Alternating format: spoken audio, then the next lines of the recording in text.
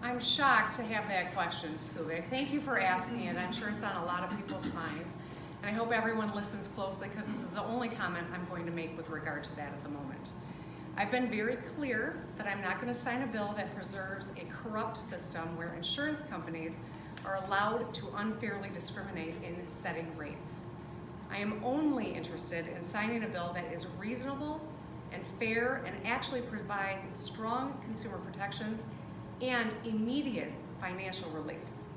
In their current form, neither bill lives up to any of those standards.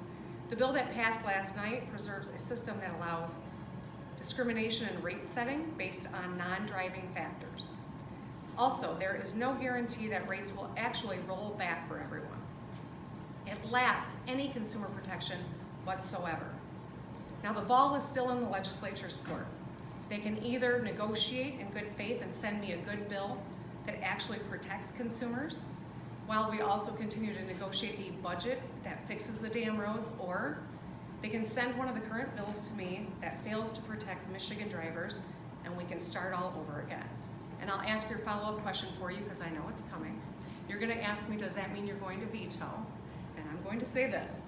I am only going to sign a bill that actually protects drivers, and these bills do not do that. So you do not believe there are savings in the House legislation? There's no guarantee of savings in this legislation. And this is, I think, part of the frustration that people in Michigan have with what happens under this dome. We just signed bills where people worked together. They gave each other notice. They had the opportunity to contribute and negotiate, make sure that these bills really reflect the goals that they are stated. That's not been the case on no-fault reform. And the fact of the matter is, I'm done playing games. The people of our state expect real solutions that inure to their benefit in terms of lower costs, and these bills don't do that. And I'm not here to dress windows. Governor, how will you work with the lawmakers to move forward to achieve that goal? Well, like I said, I don't have any bills on my desk yet. The ball is in their court. If they are serious about getting this done, then negotiations should commence. If they want to play politics and send a bill to my desk, I've already told you what's going to happen.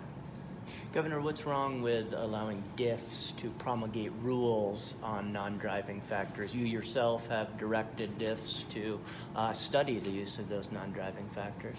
Yeah, but in order to guarantee savings for people, we've got to have the full force of the law. And these bills don't cut it. They do not guarantee that rates are going to go back. And the public would be furious if something was passed, signed into law, and they were told that a problem was fixed and it wasn't. That's exactly what happened on the last gas tax.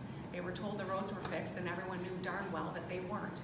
I'm not going to play games. This is too serious of an issue and we got to get it right. Do you want to Do negotiate we have on questions roads about as well? anything else? We'll just take a couple more. Any questions about anything else? I want to thank the bipartisan leaders here and for the work they did on this bill. I am hopeful at some point we can boast the same with some solutions around the budget and giving people relief in auto insurance and a host of other issues that the state of Michigan is counting on us to come together and solve.